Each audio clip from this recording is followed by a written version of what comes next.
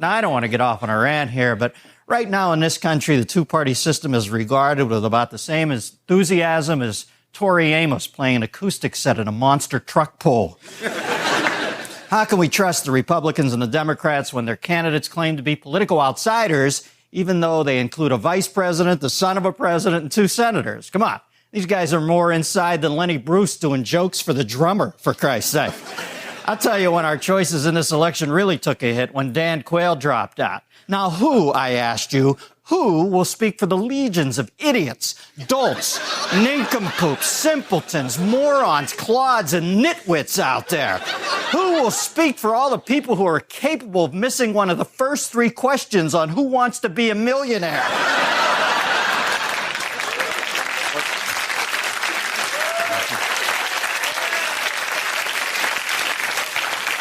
I mean, look at our choices. Gore, Bradley, Bush, McCain. I haven't seen that limited a menu since I flew cross-country on Southwest Airlines, okay?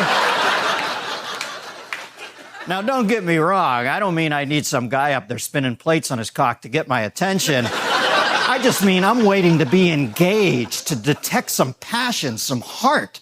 Come on, look at the overly manicured hand we're being dealt here. First up, George W. Bush. A smirk phonier than a $30 Rolex. A complete idiot on foreign policy. A man who thinks Croatia comes on right after Moesha. No, I like John McCain, but what's he doing talking about issues? He should start off every debate by stomping onto the stage, ripping the microphone out of the hands of whatever local bumfuck Rotarian won the coin toss to introduce him, and start screaming, "Hey, listen, you jagoffs! I spent 5 years rotting in a Viet Cong shithole while these sock puppets were sitting out stateside trying to get backstage to meet the fucking Cowsills. You owe me, you cocksuckers!" Then he should throw down the mic, speed off on a fully chopped Harley with a flame paint job while flipping off the crowd. Johnny, do it once, I swear it's a landslide. As far as Gore and Bradley go, it's like deciding whether to snore in or snore out, okay? Christ, the Iditarod's been canceled for less of a whiteout than these 2 guys.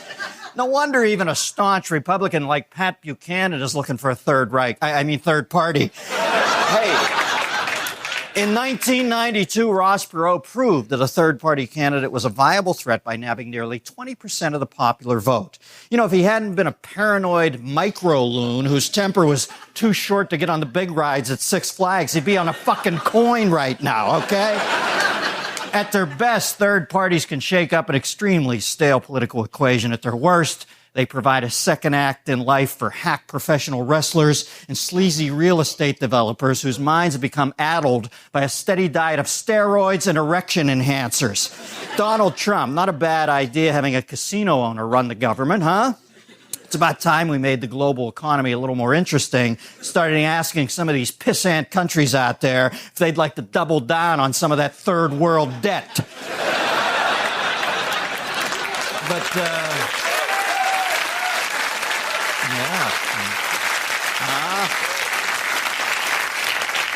Jingle, jingle, bum. I see a lion in the pattern. But give the Donald his due. At least Trump comes clean with us and admits he's a scumbag. As a matter of fact, he revels in being a scumbag. And he doesn't need to hire another scumbag like Dick Morris to take public opinion polls to tell him how big of a scumbag he needs to be. Scumbag. And Warren Beatty's ascendance to the office of president would mark the first time in American history that one of our leaders fucked the entire country before he got elected, okay? Then there's Pat Buchanan. I think Pat Buchanan would make a great president because for too many years, these damn minorities have been helping themselves to the second best of everything, and it's time to shut the gates and tell everybody whose ancestors arrived here more than 72 hours after Buchanan's did to pack their bags and go home now. Hey, listen, as a country, we all need to rouse ourselves from our complacency and realize that the two-party system has become as stagnant and unhealthy as the water in Axl Rose's hot tub. These days, the two parties are nearly indistinguishable from each other. Both bloated, artificial, and willing to get in bed with anybody who's got the cash to leave on the nightstand. We don't trust our elected officials because they're all products of politics, which in terms of venal, soul-crushing professions makes the people in show business look like kidney donors. Hey, folks, truth be told, it doesn't matter what party you're in. Big corporations and special interests are the ones running the show now. Politics is the minor leagues. It is a repository of failed businessmen, out-of-work actors, and arthritic jocks. It is run by chubby, web-footed men in funny hats with clammy palms who are turned on by the drama of it all because they can't get laid by the caliber of women they've always fantasized that was their birthright. More and more, I'm beginning to realize that politics is where you go when you can no longer earn a decent living hammering 3 penny nails into your scrotal sack in the freak tent on the Carney circuit. And that's why tonight I'd like to announce my candidacy for the United States Superintendent Award. Of course, that's just my opinion. I could be wrong. I don't want to get off on a rant here, but why is it that I can't seem to go through the simplest major hassle with anything? For example, I recently subscribed to a magazine. After paying for it, they sent me another bill. I called them to rectify the situation. They assured me they'd correct the problem. I then started receiving 2 copies of the magazine each week, one addressed to Dennis Miller and the other addressed to Denise Miller. Now, I want to know 2 things. 1, how can they not know they're sending 2 magazines to the same address? And 2, how did they find out about my cross-dressing? You know, nowadays, half the people you ask for help say, it's not my job, man, and the other half don't have a clue about how in the hell to do their job. See if this sounds familiar. Hotel clerks who, even though you requested a non-smoking room, give you a suite that smells like Dennis Leary's index finger. Maids who don't give a shit about the do not disturb sign and come through the door like Pete Wilson raiding the kitchen for green cards at El Polo Loco.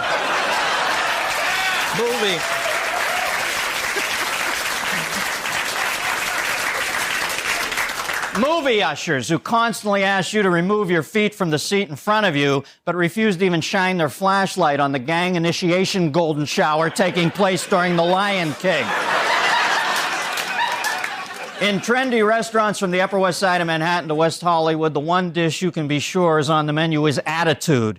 Now, I know all these waiters and waitresses have the talent to be the next Luke Perry or the next Luke Perry. Couldn't think of anybody else that bad. And excuse me for wandering into your restaurant in a quest for sustenance to jam in my pie hole, but from the time you strap on your Buford Pusser pepper mill to the time you drop your last check, do all of us hungry patrons a favor and use your sense memory to portray a wait person who gives a shit about the customer they're serving, even though that customer rudely insists on not being Mike Ovitz, okay? And you know, it's not like I don't sympathize. I've been in the vast service gulag. After I graduated from college, one of my first jobs was as an ice cream scoop at a Village Dairy in Pittsburgh. I'm standing there at age 21 in a paper hat with my 2 fellow employees asking me if they're going to find the driving test hard. And the prettiest girl from my 5 years ago senior class walks in to order a cone. She recognizes me and tries to cover her discomfort by making awkward small talk about sugar versus cake, as I think, yeah, I'll get laid on this planet. Sure I will. And I once had a job cleaning toilets for a living. On the night shift, for Christ's sake. Got that? I didn't even rate cleaning toilets during the day. My bosses actually thought to themselves, yeah, Miller's good. He's real good. He's just not ready for the show yet. You know, I know jobs can be unrewarding, but I'd like to go on vacation for a week, call the paperboy and ask him to suspend delivery during that time and not come back to 9 newspapers sitting outside my doorstep, screaming to every lowlife in the area, yoo-hoo, over here, nobody home. I'd like my groceries in a bag that will actually contain what I purchased and not open up like the Bombay doors on the Enola Gay as soon as my pickle jars are over the cement driveway. I'd like the universal remote I bought to change the channels on my TV and not shut off the neighbor's home dialysis machine. And you know, while we're on the subject of inefficiency, why doesn't somebody warn you that the Stay Hard cream will short-circuit the auto suck? Are you with me on that? A little too specific? All right, let it go. Walk away from it. Never happened. And I think the labor unions have got to step up and take some of the blame for the morass of ineptitude in this country. If I just want a simple light moved on this show. More importantly, I've had it up to here with corporations pushing the fucking unions around. If you haven't...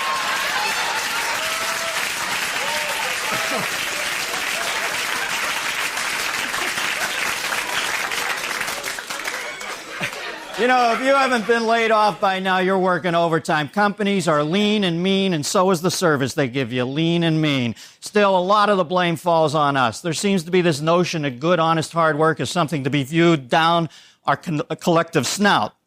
Doesn't make workers at the bottom of the totem pole feel very good, does it?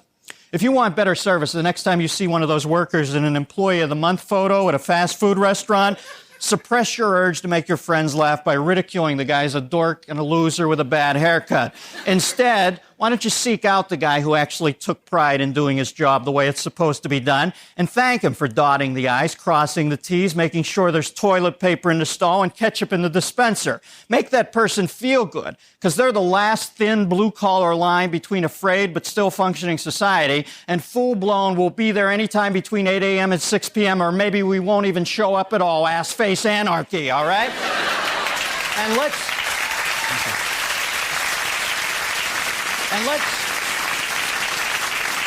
And let's grab the reins as consumers. Don't stay on hold forever. What's that? I should press 1 if I'm calling from a touch-tone phone. Hey, Hal, I'm pressing flash because I'm hanging up now and taking my business to a human operator. Don't settle for the fish nugget and the green spooge. Turn the car around. Go back and demand the goddamn cheeseburger you ordered. And lastly, let's get our pride together. Go to the whip and regain our position at the head of the socioeconomic pack. How about less billions being spent on getting the war machine cherry and a few more billion in tightening up our educational system? Forget the moment. Let's forget the moment of silence in the morning. Why don't we shoot for a moment of science, okay? It's time we stop looking up at Japan's ass. And you know why? Because that definitely is not our job, man. Of course, that's just my opinion. I could be wrong. I want to know what you think.